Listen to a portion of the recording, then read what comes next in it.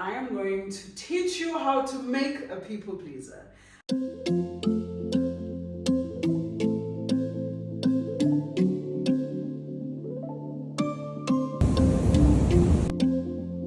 Hi there, hi baby. Welcome to Unscripted with Coach Kanye.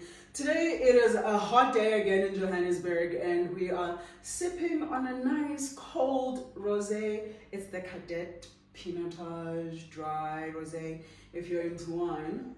I am a recovering people pleaser, and honestly I am going to recover for a while because even though I've done the work of overcoming people pleasing, some days it just fucking happens.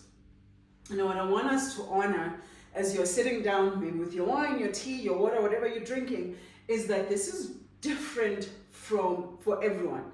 It is not the same, okay? But find things that maybe feel familiar to you. So let's imagine this is a bowl. This is a bowl. And in this bowl, we are going to drop all the ingredients, most of them, as many as I can think of. So imagine this is a bowl, and in this bowl, we are making a people pleaser. The very first one that a lot of us will relate to, I'm just gonna put here firstborn children. But under firstborn children, I'm going to do this, and then I'm going to say the firstborn daughter. Oh, firstborns, strong, independent, all the things, but they make them people pleasers in the process of asking for permission, take care of everyone else, raise your siblings, all the expectations on that firstborn child. That's how we're making a people pleaser. When we ask someone, are we there? Are there any firstborn children? And I want to say children because one of my clients was a firstborn guy and he was dealing with deep people pleaser issues. So I want all of us feeling seen here today. Now I'm going to sip my wine. The next ingredient that we are going to put there is when we ask someone to be silent. Oh, that silence. Oh, girls know what I'm talking about. When they tell you directly, be quiet, say yes. This is one of the things I hate. I hated it even when I was a teenager. Girls are not supposed to be heard. They're supposed to be seen. Silencing leads to people pleasing because one of the markers of a people pleaser is that you don't know how to speak up for yourself. Here's another one. Oh, here's another one. Perfectionism.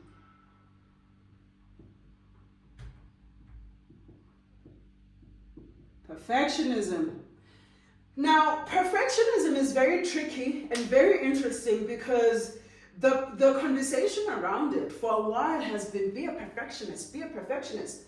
But people pleasers love being perfectionists because when you are a people pleaser, you just want to make sure that everything you do is perfect.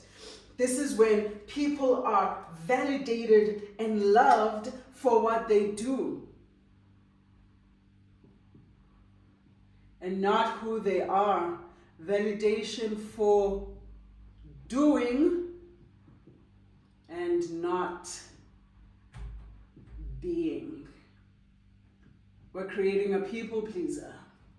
We're creating someone that says, "Ooh, I get attention when I please. I get attention when I'm being a good girl. I get attention when I'm appeasing everyone. I get attention when I'm keeping the silence and holding space to myself. I get love, understanding, validation when I am perfect, when I am appeasing, when I am pleasing."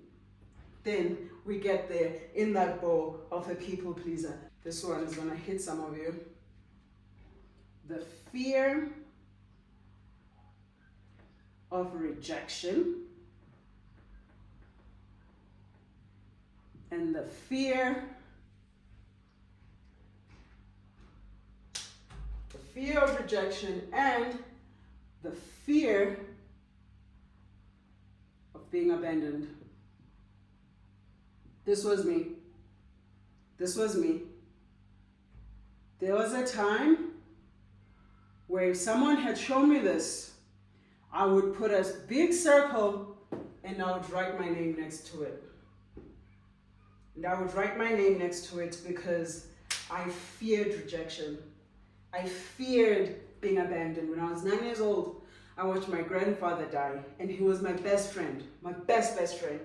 And because of that, I felt abandoned.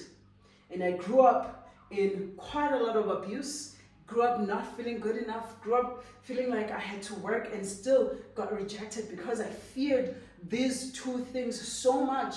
Feared losing people or being abandoned by them, that I would do everything in my power to keep them. And by everything in my power, I would people please. I would abandon myself. I would say yes when I'm supposed to say no. I didn't even know there was a word called boundaries.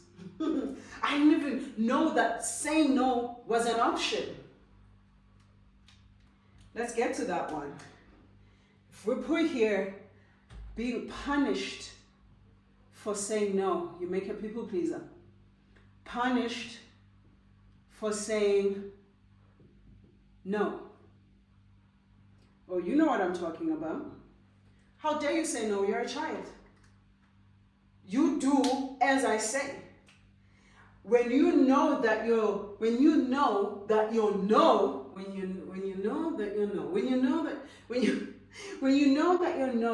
is going to lead to punishment, in order to stay safe, you are going to say yes. In order to stay safe in your environment, you are going to appease and please and do everything that you are asked to do.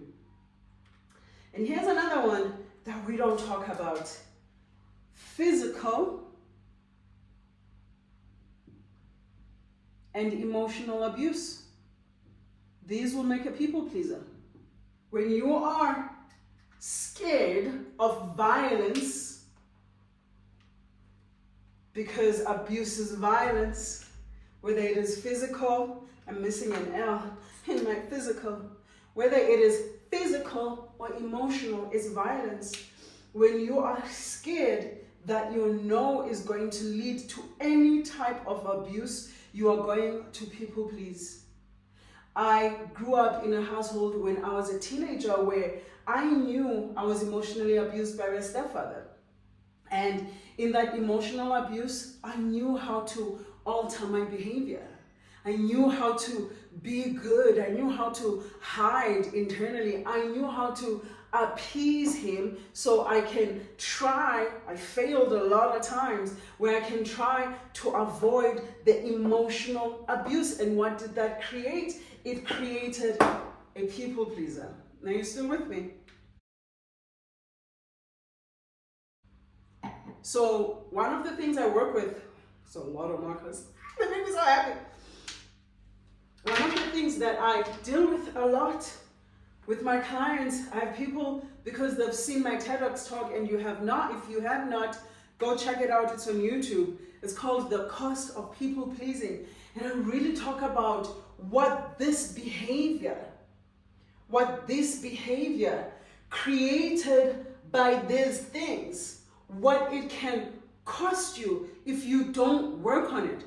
The price that you can pay for being a people pleaser, it is too high. It's too high. And so I get so many people that say, Kanye, I don't want to people please anymore. I don't want to be a people pleaser anymore. And I say to them, okay, tell me your story. Tell me what happened. How did they make a people pleaser out of you? And they sometimes can be your parents. They sometimes can be your teachers. They sometimes can be your friends. They sometimes can be your siblings. We're going to be talking about sibling abuse in the next coming videos. These people of authority, people you looked up to, your guardians, whether you were raised by your grandparents. I was raised by my grandparents. All of these people, they are responsible. Society, those messages of society, of making a people pleaser. Tell me how they created a people pleaser so that we can work on this stuff, so that we can overcome the behavior. And in that process of overcoming the behavior, we are creating somebody that can say no. We're creating someone that can set boundaries, healthy boundaries of communicating. You don't just cut people off. Let me pause real quick. Some of us, we're going to do a video just on boundaries in the next coming weeks, because a lot of people are like, oh, they disrespected my boundaries and I cut them off. And I ask, did you communicate the boundary? They say no. And I'm like, that was also a fear response. That was a fear of conflict that is a manifestation of people pleasing. People pleasers hate conflict. So to avoid conflict, you don't communicate your boundaries, but what you do is cut people off. It's also a fear-based response. And in that process of creating someone that is in the journey of recovering from people pleasing, we say, no, we are setting boundaries. We anchor in on self-love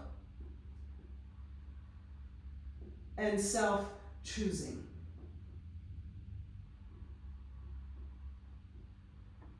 And this is the journey. This is the journey. This is the journey of creating and making a people pleaser.